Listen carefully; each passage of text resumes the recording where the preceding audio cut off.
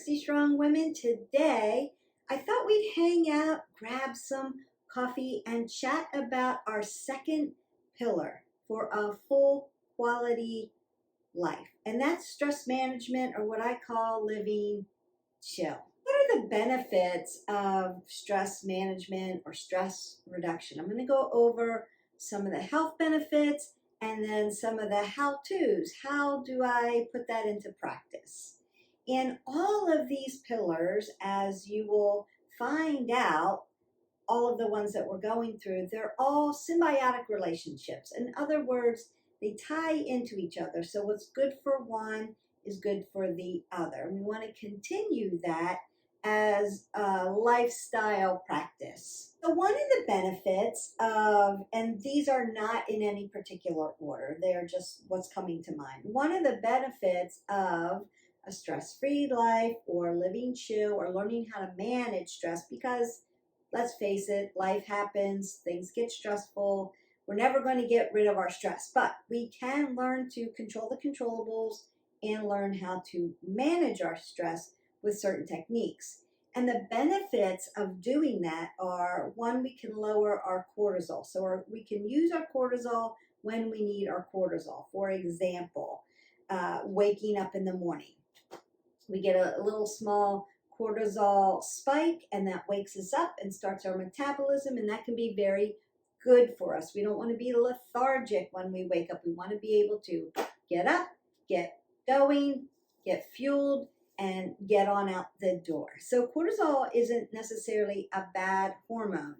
It's the hormone that gets us going, that fight or flight. If we need reaction time for something, we need that little jolt of cortisol. When cortisol becomes a problem, when it becomes a chronic problem where it spikes up and stays up or keeps climbing, and you have chronic cortisol levels, cortisol that stays high and then doesn't come back down. So now we're not sleeping well, we're agitated, our gut hormones are imbalanced, so we can have a lot of anxiety, depression, agitation, weight gain, loss of appetite or increased appetite, lack of sleep. So that kind of thing can spiral. So we want to keep our cortisol levels at bay, and we want them to work efficiently. So we want them to spike when we need to, like first thing in the morning when we get up, we need to get up and get going and go out the door. We need cortisol when we need reaction time. We don't run from bears very often anymore, but I would say that's like fight or flight. If you need that response, your cortisol levels are going to spike up. We also need cortisol when we're doing high intensity interval training. It will heighten and help us to get through that type of a high intensity workout. But then what we want it to do is it starts to go up, we get up, we do our workout, it comes up, and then it starts to level off. And then by the time we go to bed, it's lower. We don't want it to stay up here. And that seems to be a problem when we have a lot of stress in our life. It just stays up here. It's trying to help you, but it actually hinders you and it hurts. So lowering, keeping our cortisol where it needs to be and using it at the appropriate times is one of the things. If we can keep our stress levels down, then our hormones are more balanced. And I'm just using cortisol as one example because everybody's heard of that one. But it can be the balance between serotonin and melatonin, when I'm awake and when I need to be asleep. So those can be imbalanced when we have a lot of stress in our life. And so therefore, we are not awake when we need to be awake. We're very lethargic. We're very sleepy, tired. We may fall asleep sitting in a chair, watching TV, dozing off. So we're sleep deprived. And we're not getting good quality sleep, not falling asleep and staying asleep when we need to. So again, imbalance of hormones. So keeping your stress reduction down, part of the health benefit of managing your stress is balance of your hormones. And that includes like your gut, so that you're not bloated, you're not taking on water retention. You don't have this acid reflux going on. Now, you could have, and they could test you for that. That's another talk for another day. But one of the benefits is balanced hormones. The second one is better quality sleep. So remember how I said that they're intertwined, and one of our pillars is getting good quality sleep and knowing how to fall asleep and stay asleep. And so when we have less stress in our life, or we're managing our stress, we sleep better. And then we have that more balance, serotonin, melatonin. So we're awake when we need to be awake, we're asleep when we need to be asleep, and we're getting good quality sleep. And the reason why we need good quality sleep is it's restorative for the body. It's like getting a power wash when you're sleeping. You're burning calories, your digestion system is working. There's a lot of stuff going on when you're sleeping, but the most important thing, other than the restful sleep for hormones and balancing them out, and feeling rejuvenated and feeling restored, is your brain health. So when we go to sleep, we get this little power wash in our brain, and that really helps. And so we want inflammation down in the body, so we need good sleep. And if we can manage our stress and live chill, then we can have better quality of sleep. So we can balance our hormones, we can have better quality of sleep. We can also have less anxiety, depression, high loads, and mood swings. When we have less stress, we feel better about life, about ourselves, about the way life is going for us, even when things aren't perfect.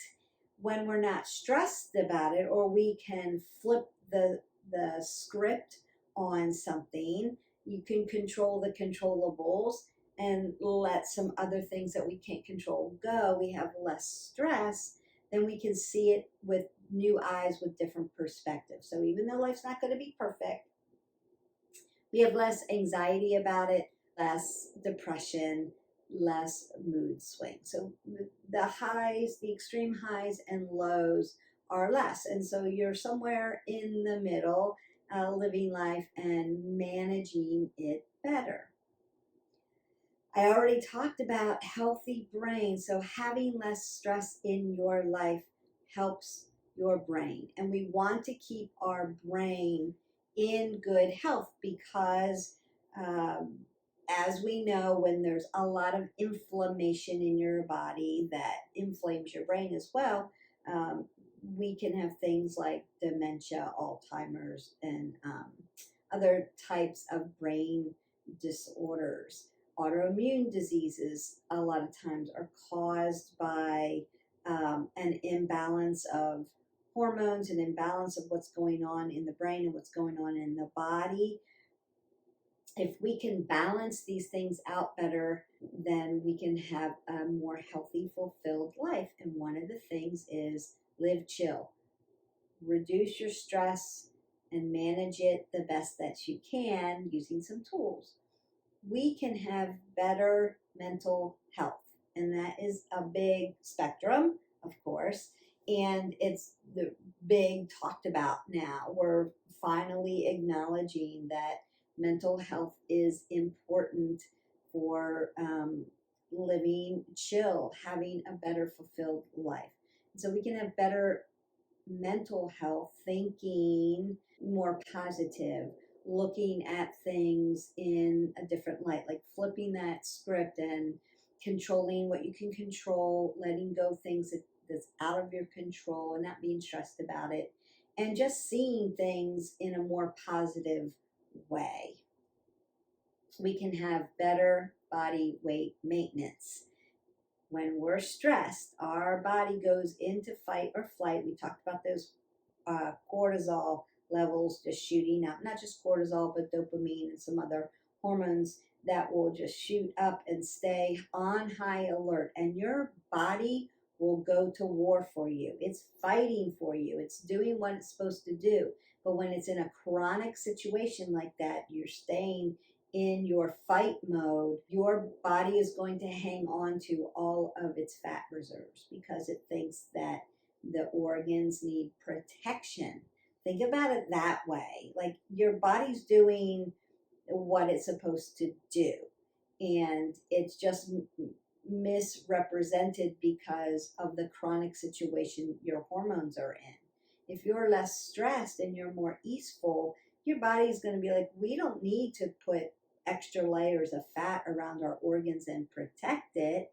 We don't have to have all this inflammation in our body. We're chill. So we can let it go, and then you can have better weight maintenance because your stress hormones are more balanced. Your perspective, your mental health is more balanced, and all of the things that are working in your body are there for more balance and not so heightened, on high alert, going to war for you, so everything's chill.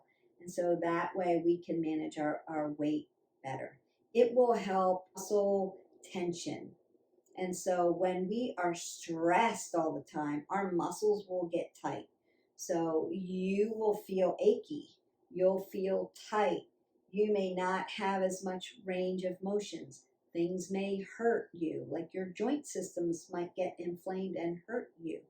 And you could have things like tension headaches, like a lot of headaches. If you get a lot of headaches because of stress, called tension headaches, then those are painful and they disrupt your life. So we're looking for benefits that are not life disruptors, that are things that we can do to keep our stress levels down so that we have full quality living. Not I'm living life, but I'm living it in pain. I have headaches every day. I have to call out all the time because I'm just not in a good place. I stay away from my friends and my families because I have a lot of anxiety and I'm depressed. I'm isolating myself from the world. So those are the things that we want to stay away from and try to manage out of and see our relationships in a different way also. So having stress management, stress reduction, living chill will help with muscle tension. It's a physical thing. When you are stressed, you can make yourself sick. And then better connection with friends, family, relationships, whatever that looks like for you. When you are managing stress and you're feeling good, you are more connected to the world, you're more connected at work, you're more on task, you're a better friend, you're a better person that lives in your family, you are better in your relationships when you don't have all this stress just pushing you down, right? I'm just thinking of like this heavy boulder on top of me. And we lighten that up when we can manage our stress. And so therefore, all of those things that I've just described, balanced hormones, better sleep, less anxiety and depression, a healthy brain, a healthy heart. I didn't even talk about that. So lower blood pressure, no heart palpitations, a really healthy cardiovascular system, better mental health, better digestion. You're not getting so bloated. You're not having all these irritable syndromes in your stomach. Healthy muscles, right? You're not getting tense. They don't hurt. You're not suffering from migraines or tension headaches. You have way better connection with the people in your life and the people that you need to be around. And so you're just a happier person and people want to be around you because of that. That's not to say that when you're struggling and you have stress that those people that are your, what I would call your inner circle, they will still be there for you. But if it's living like that chronically, then it's hard for people to step out of that and be around other people. We tend to isolate. So those are the health benefits. And who doesn't want that? So everybody wants that. We want to live that way. We want to live chill. We want to think that we're not stress-free, but we can manage the stress that comes into our life, right? And so what are some things that we can do, right? Come with a problem and give you a solution. Here are some simple tips that you can do to help manage the stress that comes into your life so that you can live chill and have a more full quality life. And one is breathing techniques. And if you hit our button, like, subscribe, and share, you'll see in the mindfulness playlist, there are videos on breathing techniques and how to reduce stress. So we've already gone over a lot of that, so I'm quickly just going to go over and then just suggest that you go into those playlists and practice those. It's a practice. But some of the breathing techniques would be box breathing, where we inhale for a certain count. So you could start at 2, then you hold your breath for 2, then you exhale for 2, and then you hold for 2. Then you might go to 3, 4, 5, and then you could be all the way up. Like, you can expand your lungs, which is really healthy for you because you're working your pulmonary system, and we want to work your pulmonary system like we work a muscle. So we want to keep engaging and expanding the lungs and then letting them fall. So box breathing is one where not only reduces stress and helps you feel better, but it helps you with focus. So if you need to focus on something, box breathing is your go-to. It helps with stress, but it also helps with focus. So it would be inhale, hold, exhale, hold for whatever count you're working up to. Now, if you're just starting, start with 2 and then work up to it so you don't get dizzy. You can go like 10. That's really good focus. Box breathing can also help you fall asleep, lessen your anxiety. And then we have clap, what I call slap and shake off. So it would be a big breath. Exhale it out. Ha! Clap. Rub all that stress in between, like fired it up, and then shake it off. It's a really good, like, you can feel that in your hands, and your hands get tingly and they get warm. You're literally shaking it off. So you can do that. Breathe in. Ha! Exhale it away. Take in those big deep breaths. Take that stress, rub it all up, get it off of you. That's another good way. It's a visual and it's audible and it's cueing your body. You're learning and training your body how to, like, breathe it in, rub it out, and get rid of it. So you can do that. That would be like you're getting ready to do something that might be stressful. Take a test, go to a meeting and give a presentation, if you have a conflict and you have to do conflict resolution and have a conversation, an uncomfortable conversation with somebody, that would be like, all right, I can do this. And you shake it off and then you're ready. Like, bring that body into parasympathetic nervous system, which is that restorative system to keep those hormones from getting you too stressed. And then the next one would be what I would call belly chest breathing. So, hand over heart, hand over belly.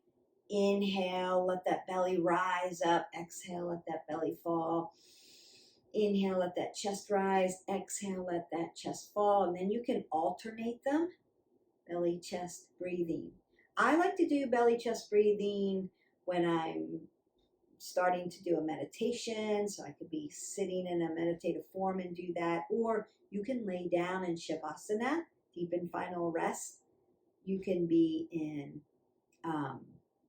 waterfall with your legs up the wall, like restorative yoga position, and do some belly chest breathing. It's very restorative for you. It's very relaxing.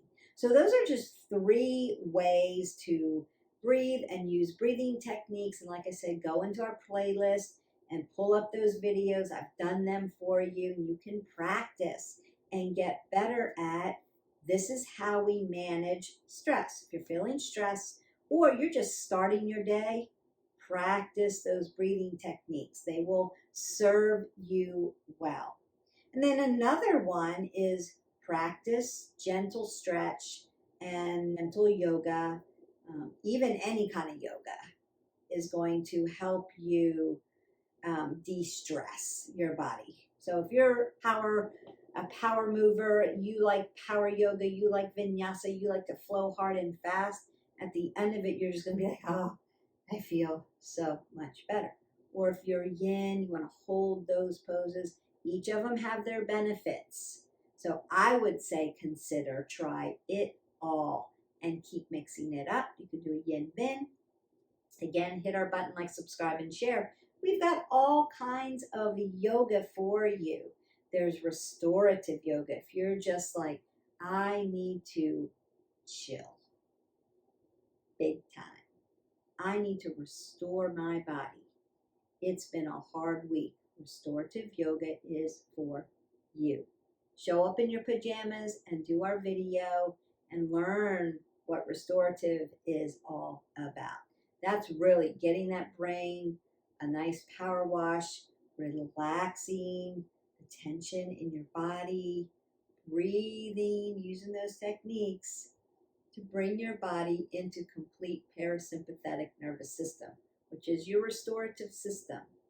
It's that system that helps you chill and relax. And so we want to do breathing techniques. We want to do stretching and or some kind of yoga that's going to help you. It's going to help you be flexible as well. So there's a lot of benefits to that. But one of the benefits is stress management, stress reduction.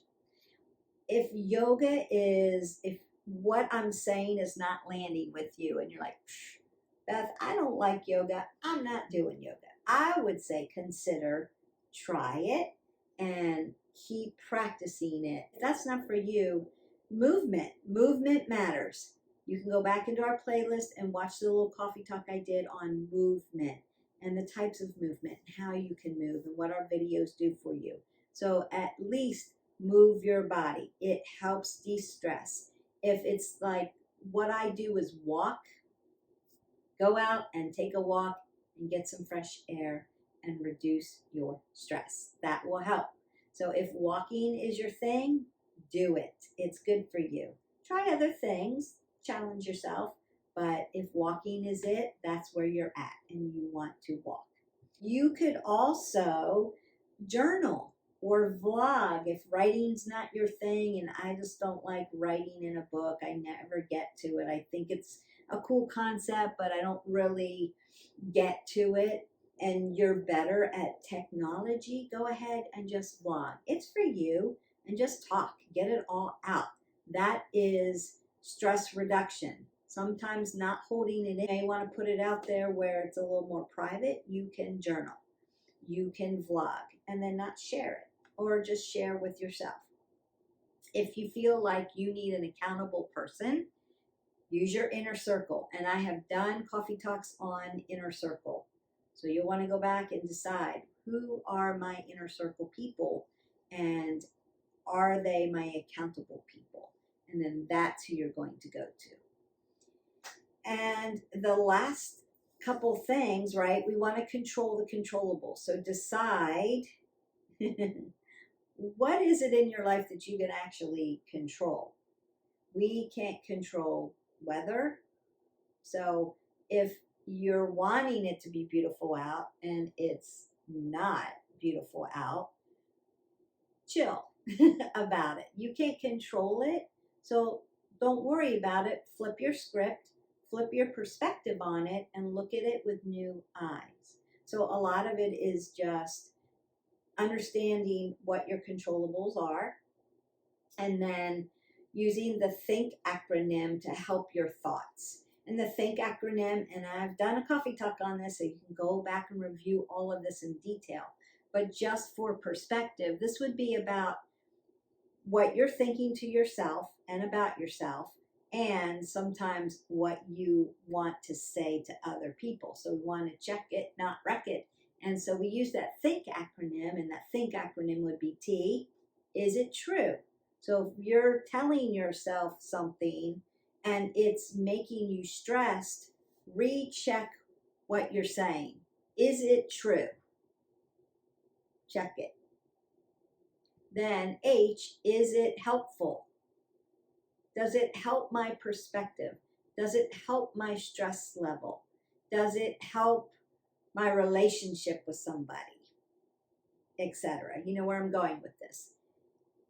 I, is it inspiring?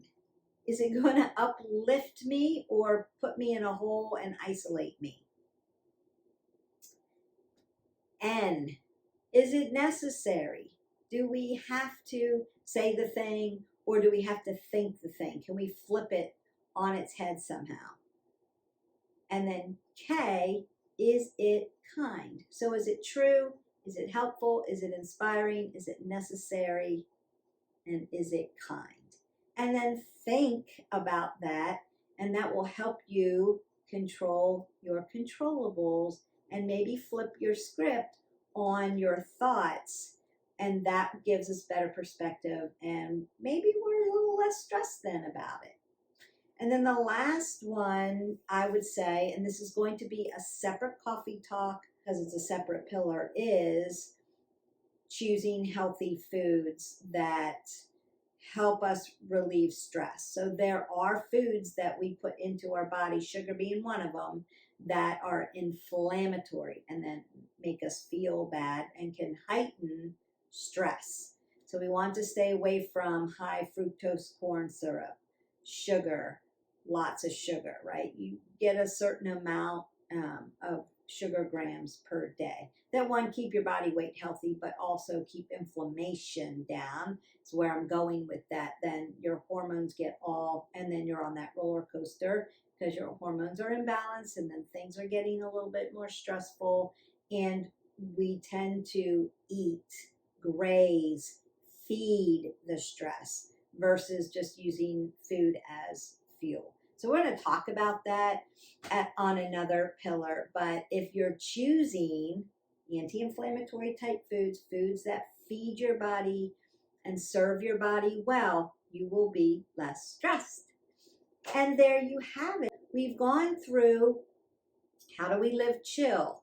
We can do all of these things, the to-dos, the breathing, the yoga, the movement, staying connected to our inner circle or our people, walking, getting fresh air, controlling the controllables, using the THINK acronym, and picking healthy food choices. All of those are going to help with stress management, stress reduction, living chill. And then you have all the benefits, and we talked about all the benefits at the very beginning. This was helpful for you. It's just a little reminder that if we live with these pillars as a lifestyle, then we can have a full quality life. And we're not just living with all of these things and trying to manage it and trying to medicate and trying to get well, trying to feel better, like an uphill battle all the time, because we put things in place that help us stay healthy. I hope that you enjoyed it. I enjoyed talking to you about this. Like, subscribe, and share to our channel so that you can get all the pillars. That's why we call it 360 Strong Women, because we live the 360 full circle life. Right? It's not just about just exercise, but we have to incorporate all the other things to make it a full life. So have a great day, and we'll see you for the next video. Bye.